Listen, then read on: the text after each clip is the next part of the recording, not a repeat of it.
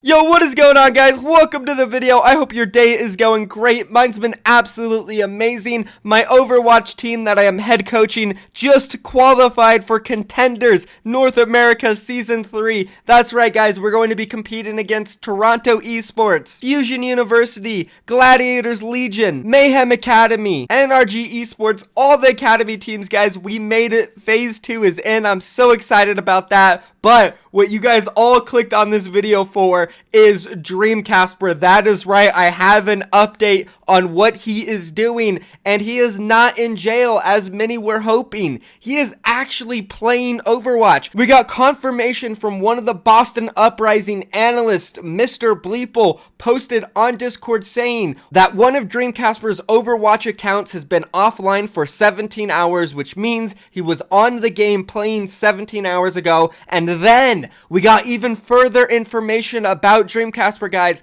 Apparently, he is currently boosting Overwatch accounts for money. That is right, guys. You heard it here first. He is currently playing Overwatch still. He is not banned on some accounts, and he is playing on other people's accounts, getting paid to boost their ranks. We'll discuss what boosting is, what Dreamkazper did. Apparently, he's not in jail. Do we think he should be in jail? Can Blizzard identify what accounts he is playing on, and will they be able to ban him and get rid of him forever? We're gonna discuss it all, guys. But that's not it, guys. We're talking more about this Boston Uprising and Dreamkazper pedophile situation, because we have even more information, and this one is about their former head coach, Krusty, who was very clearly a key part in the Boston Uprising's team going 10-0 in stage 3, also having a 14-game winning streak and just popping off super hard. He was so crucial to that. Despite that amazing performance by him and Boston Uprising, there was still turmoil between him and some of the players and other coaching staff on the team, though. As we all know, Krusty and Huck, they just didn't get along that well. Huck had his vision for the team. He kind of wanted to lead them in one direction, and then Krusty, he had another vision and wanted to lead his team in another direction.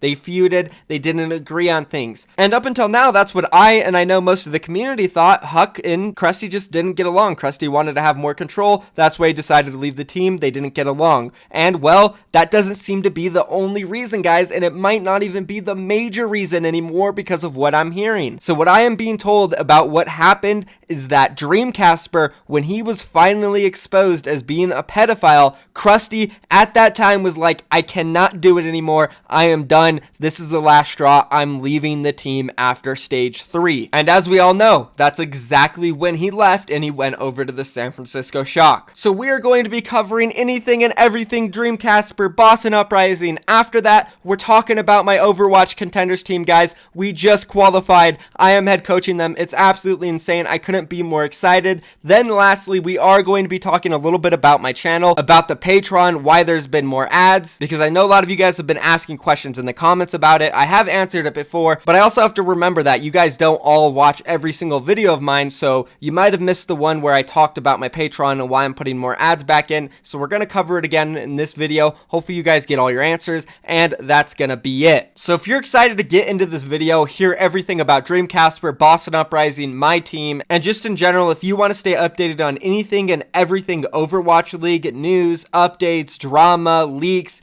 this is the channel to subscribe to. I upload videos every single day. I've been doing it for almost a year now. I'm completely committed. So click that red subscription box and join the family, guys. Now, without further ado, let's hop into this video. And real quick, just to mention for everyone who's going to say, oh, super long intro, I hate it, I gave most of the information without my opinion and everything backing it up at the beginning. So if you're here just for the news, you mainly heard it all. Now I'm going to go more in depth about it, explain what Dreamkazper's exactly doing, what boosting is, what happened with Krusty, all the good stuff. So let's go ahead and do that. So for those of you guys who actually don't know anything about Dreamkazper, real quick, he was a solid flex DPS player, probably one of the best Western ones, expected to be on Team USA, stuff like that. He competed for the Boston Uprising in Season 1 of the Overwatch League. They were a decent team. They had their moments where they upset some of the best teams in the league like London and New York, and Dreamkazper was a big reason for that. He was a great player. Honestly, you can't deny the fact that he was good. but out of nowhere, he started getting exposed on Twitter by multiple underage girls, saying that he was straight up being a pedophile, asking them for inappropriate pictures, trying to groom them, and even attempting to fly them out to see him in California. So definitely some highly illegal things, and of course, once this got out, Boston Uprising, they wanted to hold an investigation. They immediately suspended Dreamkazper for that time. Overwatch League, they did the same thing, and well, as time went on, he got terminated from Boston Uprising.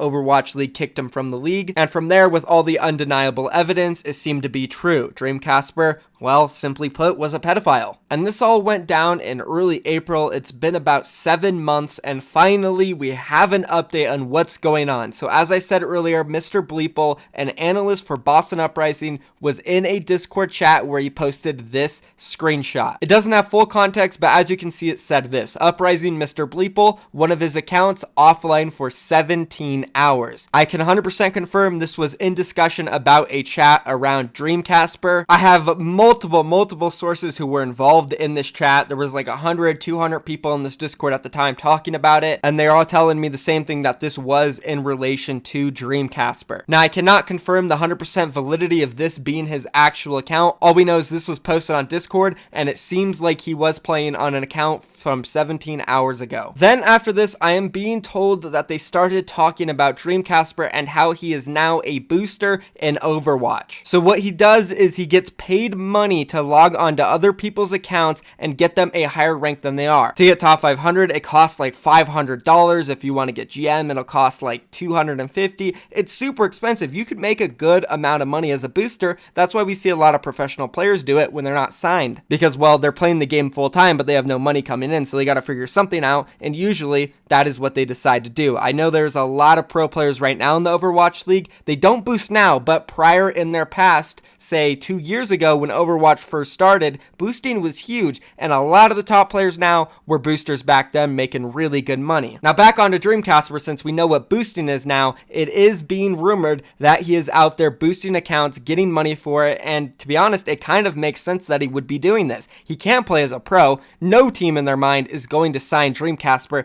The guy literally is a pedophile. Like, there's nothing else to be said about it. You don't want that involved with your brand whatsoever. If you're an Overwatch League team, if you're an Overwatch Academy or Contenders team, even if you're a team like mine that is unsigned, I would never pick up Dreamkazper. One, because what he did was really despicable and just gross, and for the second reason, it's obvious, it's just not good for my team's brand. People will accuse us of supporting pedophiles, you know, a whole bunch of bad stuff, which I definitely do not support that. And personally, I just would never sign anybody who has ever done that, no matter how far he might carry my team. If he gets us to Contenders Finals, if he helps me get into the Overwatch League, I wouldn't do it. It's just not right. I don't think Dreamkazper deserves to play professionally ever again. And I'm also pretty sure that Blizzard doesn't want him playing their game at all, and if they knew he was, they would track all of his accounts and ban him, and even including the ones he boosted, because, well, boosting's against the rules, you'll get banned anyways, and it's Dreamkazper. So if they do figure out what accounts he's been on, they'll probably ban them. So you guys heard it here first. Dreamkazper is back playing Overwatch. We have a screenshot of Mr. Bleeple supposedly saying that he has played 17 hours ago, and we have also heard from players that were involved with Boston Uprising that he has played and he is boosting Overwatch accounts right now. Maybe we'll get more updates on this. I hope we do. I'm going to try to get to the bottom of it and figure exactly out what is going on with Dreamkazper. If you want to stay updated on it, be sure to subscribe. And now let's move on and talk about Krusty. So earlier, as I said, Krusty and Huck, they had turmoil, and this is what was believed to be the big main reason why Krusty left the Boston Uprising.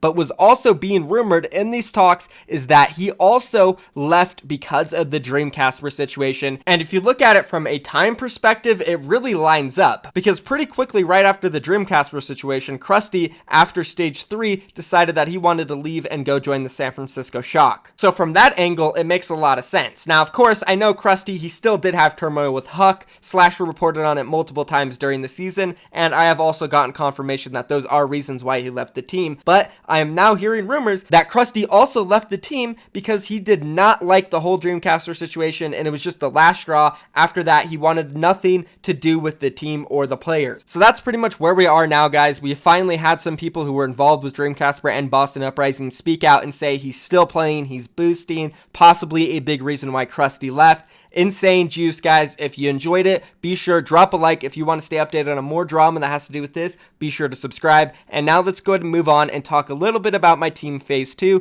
who just qualified for Contenders North America today. So as you guys know, about 3 weeks ago, I announced that I would be head coaching a new team Phase 2. We were in Contenders Trials at the time, and all we had to do was place top 4 out of the 8 teams, and we would move on to Season 3. And oh my gosh, it was one of the biggest grinds of my life. It reminded me back when I was a player. But it's a whole nother perspective when you're a coach and not actually playing. Listening and hearing these guys play and grind every single day really made me reminisce on those old days. But because I also have had those experiences that they're feeling in those exact moments, I was able to help them push through it. And I really am really proud of all of these guys. They truly did grind, and this was tough. There was moments where a lot of us thought, you know, what if we don't qualify? It's really going to suck. The Path to Pro program is really hard, because when you're in the tier 3, the open division and Contenders Trials, you're making little to no money. No sponsors are invested in it. Open division doesn't even have a prize pool. It gives you like a gift card to Blizzard. So knowing that you might have just spent 2 months making 0 money and you might not qualify for Contenders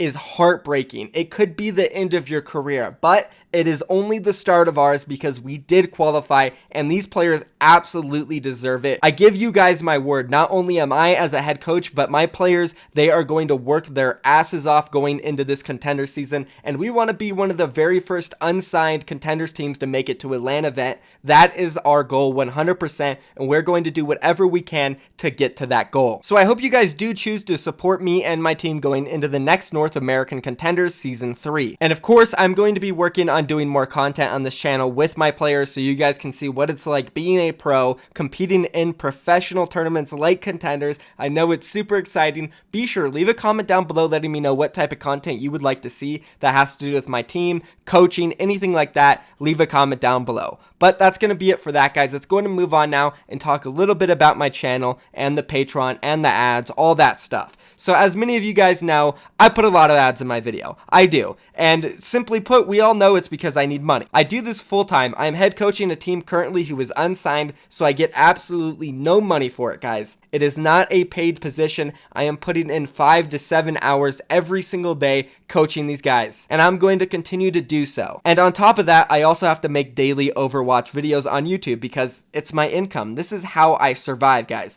I am a full-time content creator, full-time Overwatch person. It's what I do. And I know some of you guys just absolutely hate the ads, and I do want to say I'm sorry for having to put so much, but in order to survive, that's how much I have to do. And I know there's always those comments that say, oh, well, if this is what you have to do to survive, just get a real job, you loser, this and that. Like, no, I don't want to do that. This is what I love doing. I love doing Overwatch content. I love playing the game, coaching it. If I can do something to create an income while doing what I love, that is what I'm going to do. And also, if I were to get a job, I wouldn't be able to upload daily, maybe every other day or a couple times a week. This would not be a daily thing. And I know there's a lot of people here who love the daily content. I really do read your guys' comments every single day saying that I put too many ads, you're upset with it, and you don't want to watch anymore. And all I can say to you is that, like, I need to. It's not that I want to put a bunch of ads. If I can make money without the ads, I would do that. I don't want to force you guys to waste your time. That's exactly why I made the Patreon, so I can make easier content, which, by the way, guys, literally, that content was easier for me. Making a 4-minute video instead of a 14-minute one